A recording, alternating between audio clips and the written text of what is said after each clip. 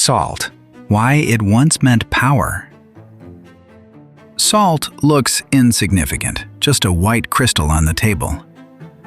But for most of history, salt was more valuable than gold, which raises a strange question. How did something so small shape entire civilizations?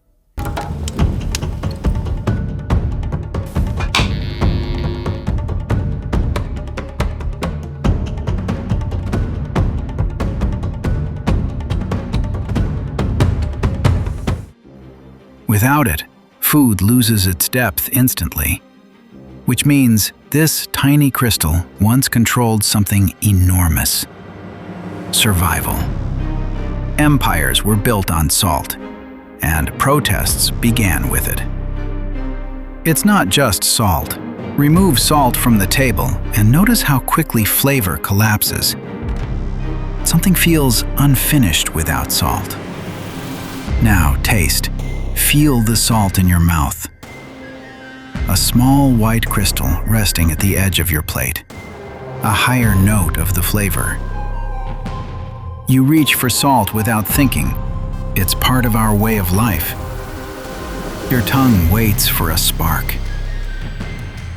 Salt doesn't add noise, it adds contrast. And contrast wakes you up. A quick twist of the wrist, a light dusting. Only when it is missing do you notice its power. Because before cuisine existed, salt meant survival. In warm climates, meat spoiled quickly. Fish decayed within hours. Salt simply slowed that decay. It drew moisture out and extended life. Do you understand how important that was centuries ago? In colder regions, winter demanded storage. Salt allowed food to endure beyond harvest cycles. Without it, famine arrived faster. Salt didn't just keep meat from rotting, it kept winters survivable. It kept families eating when nothing grew. It wasn't flavor, it was tomorrow. Armies carried salt before they carried spices. In the Roman Empire, salt was essential for feeding armies and sustaining cities. The Latin word sal became embedded in economic language. Soldiers received allowances tied to salt supply. From this root came the word salary. Salt. A mineral became salary and leverage. No salt, no preserved meat, no long campaigns, no empire. It was that simple. That's why rulers didn't ignore it. They regulated it, monopolized it, and profited from it. Control salt, and you control how long people endure. In medieval France, salt wasn't optional. The crown decided how much you had to buy, even if you didn't need it, even if you couldn't afford it. You walked to a state warehouse, paid the price they set, carried home a sack you didn't choose. The tax had a name, the gabelle, but in daily life, it felt like something else. Control. A crystal in your hand, and a reminder that the king reached into your kitchen.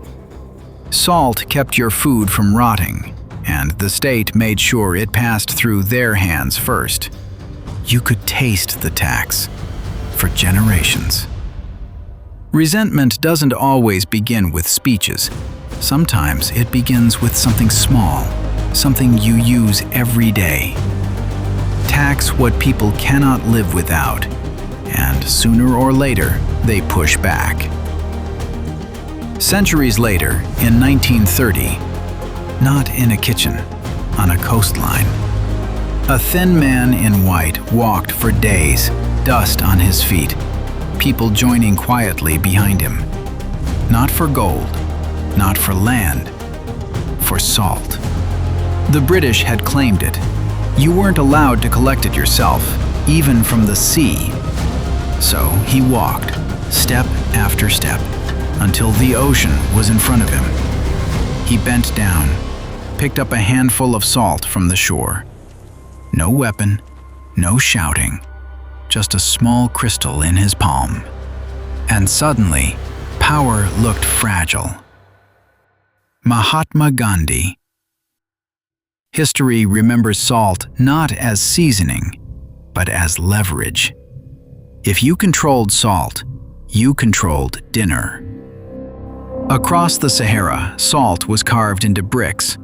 Not small grains, bricks, strapped to animals, carried beside gold. Men crossed empty land for something you now spill without noticing. Where salt moved, markets formed. Where markets formed, cities followed. The desert didn't draw borders. Supply did. In parts of the Middle East, to have eaten salt together carries weight. It means you shared the table, and shared table means obligation. Not legal, human. Salt once preserved meat. It also preserved memory. Once you've eaten together, betrayal feels different, heavier. Salt draws water from flesh. It intensifies sweetness. It exposes bitterness. It makes hidden flavors visible. Without salt, the food sits there. With it, it wakes up. But access to salt was never evenly distributed. Where salt was local, it was ordinary. Where it wasn't, it was leverage. And leverage reshapes relationships. If your land had no salt, you bought it. If you bought it, someone set the price. And if someone sets the price of what you cannot live without, they don't need to shout. Power sits quietly in supply. Today, salt is abundant in many parts of the world. Processed foods often contain more than the body requires. What was once scarce is now excessive. The doctor looks at the numbers. Cut back. The same mineral that once kept you alive now asks for discipline. The danger moved from absence to excess. Your palate was trained long before you noticed it. You acquired it from family kitchens, from preserved meats, from coastal air, from inland scarcity.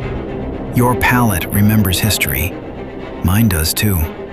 It remembers survival before it remembers taste. The crystal is small, but its consequences are not. You barely see it fall from your fingers, yet entire economies once depended on it. When you sit at a table, salt is already waiting.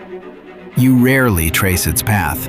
From sea to mine, from caravan to colony, from tax to protest. It once moved armies and ignited marches.